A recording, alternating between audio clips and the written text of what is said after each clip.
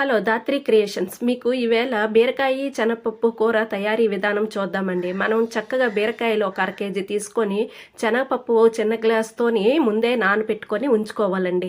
కూర చేస్తామన్నా ఒక అరగంట ముందు నానపెట్టుకుంటే మనకి కూరకి చక్కగా బాగుంటుందన్నమాట. ఒక కుక్కర్లోన ఆయిల్ వేసి ఉల్లిపాయలు, కరివేపాకు, అల్లం వెల్లుల్లి పేస్ట్ వేసుకొని చక్కగా వేగించుకున్న తర్వాత ఉప్పు, కారం, పసుపు వేసి చక్కగా వేగించుకోవాలండి. వేగిన తర్వాత ఈ బీరకాయ ముక్కలు కోసుకున్నాం కదండి, అవి కూడా వేసుకొని చక్కగా వేగించుకోవాలండి. వేయించుకున్న తర్వాత మనము శనగపప్పు నానేసుకున్నాం కదండి, అది చక్కగా కడుక్కొని ఆ పప్పు కూడా వేసుకోవాలండి. వేసుకొని 4 మూలలు చక్కగా కలిపిన తర్వాత మూత పెట్టుకొని చక్కగా మగ్గించుకోవాలండి. సిమ్లోన ఉడికించుకుంటే మనకి ఆ శనగపప్పు అనేది చక్కగా ఉడుకుతుంది అనమాట.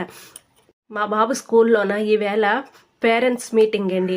బేగి వంట చేసుకొని రెడీ చేసుకొని వెళ్ళాలి. వంట చేసుకొని వెళ్తేనే అవుద్ది, లేకపోతే వాళ్ళు 1 గంట అయిపోద్దండి.